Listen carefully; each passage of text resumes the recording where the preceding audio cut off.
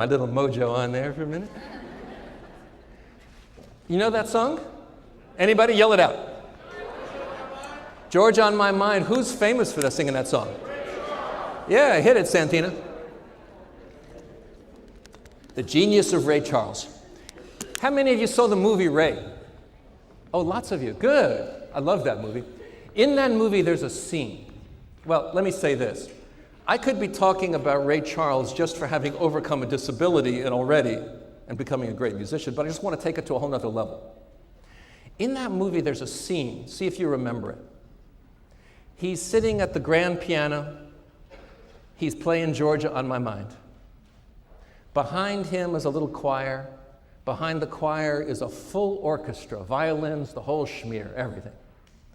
And it sounds just like on the record. It's so beautiful, right? And then the camera pans from Ray into the recording booth. And in the recording booth, you see the suits, the studio executives. And you know what they're saying? Who does he think he is? He's a rhythm and blues musician. He's singing this beautiful Hoagie Carmichael ballad with a full orchestra. This will never sell. Well, we know they were completely wrong, and Ray was completely right. And that song sold millions of copies, went on to become his signature tune. A few years later, Ray Charles decided he wanted to sing country music because he liked the stories in the songs. The record executives told him no. He quit that label, went to another record label, became the biggest country and western crossover artist of all time. Because from Ray Charles, we could learn something in our teaching. And the lesson is, Santina, next slide, there we go. Accept no limits.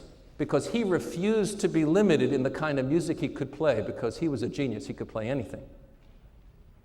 The teacher I want to tell you about is the teacher that both of our sons had in kindergarten, Brenda Robbins. Brenda Robbins was a great teacher, and everybody wanted her for their children.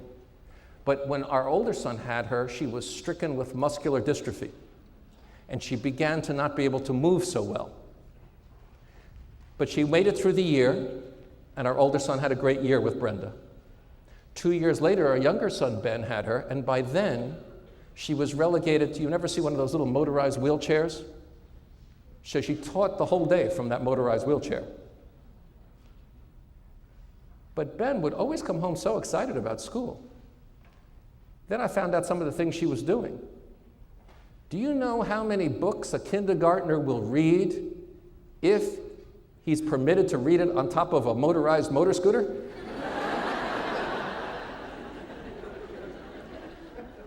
And when you were little, did you have like a Halloween parade in your schools, a lot of you?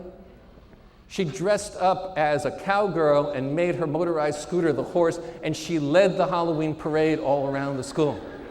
They thought she was the coolest because Brenda Robbins would not accept a limitation on herself, or the way we put it now, on her efficacy as a teacher. And she certainly wasn't going to put a limitation on what her students could do. And nothing was going to stop her. That's what great teachers do. They say, you will not limit my children. You know, some people will say to you, the kids you're going to teach in Baltimore County, some of them are going to come from poverty. You're going to teach kids of the achievement gap, students who are Black, Hispanic, who have new English language learners, who traditionally have not scored as high. They can score just as high if they have people who say, I'm not going to accept some artificial limit on you. I believe in you, and nobody's going to put any limitations on my teaching because I can do this, and so can you. Great teachers feel that way.